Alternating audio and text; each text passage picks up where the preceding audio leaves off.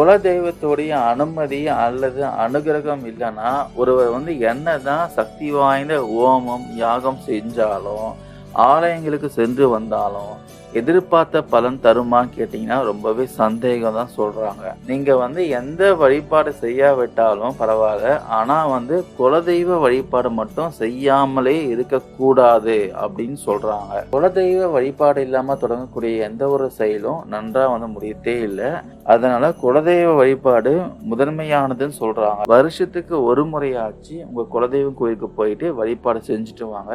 So முக்கியமா ஆடி மாசமாகட்டும் தை மாசமாகட்டும் குலதெய்வ வழிபாடு மேற்கொண்டா ரொம்பவே சிறப்புன்னு சொல்றாங்க. எந்த ஒரு நல்ல காரியத்துக்கும் முதல் வழிபாடு பார்த்தீங்கன்னா குலதெய்வத்துக்கு நடைபெறும் சொல்றாங்க. நடைபெற வேண்டும். அதுக்கப்புறம் தான் மற்ற நிகழ்ச்சிகள்லாம் நீங்க ஸ்டார்ட் பண்ணி ஆகணும், துவங்கி ஆகணும். உங்க குலதெய்வத்தை நீங்க மறந்துட்டீங்கன்னா உங்க பேரண்ட்ஸ் உங்க பெற்றோரையே மறப்பதுக்கு சமம்னு சொல்றாங்க. அது மட்டும் இல்லாம குலதெய்வ சாபம் உங்க வம்சத்தையே சீரழிக்கும். ஸோ அதனால எப்பொழுதுமே பார்த்தீங்கன்னா உங்க குலதெய்வத்தை மறக்காதீங்க.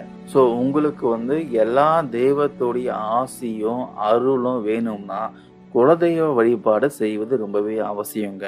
அதுவும் இந்த குலதெய்வ வழிபாடு பார்த்தீங்கன்னா நீங்க ஒருத்தராலாம் போய் பண்ணக்கூடாது, குடும்பமா போய் பண்ணணும். குடும்பத்துல எல்லாரும் போயிட்டு பொங்கலிட்டு அதுக்கு படையலிட்டு அபிஷேகம் செய்து அர்ச்சனை செய்து சாமியை பிரார்த்தனை பண்ணுங்க. தினசரியும் குலதெய்வத்தை வணங்குவது பார்த்தீங்கன்னா ரொம்பவே சிறப்புன்னு சொல்றாங்க. மாசத்துக்கு ஒரு முறையாச்சும் இந்த குலதெய்வ கோயிலுக்கு போயிட்டு தரிசிக்க வேண்டுமும் சொல்றாங்க.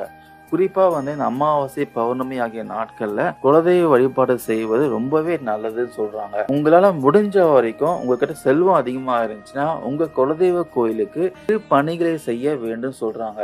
திருப்பணிகளாம் கோவிலை புதுப்பிக்கிறது, அம்மனுக்கு தேவையான விஷயத்தை செய்யறது, ஸோ இந்த மாதிரி நிறைய விஷயம் இருக்கு.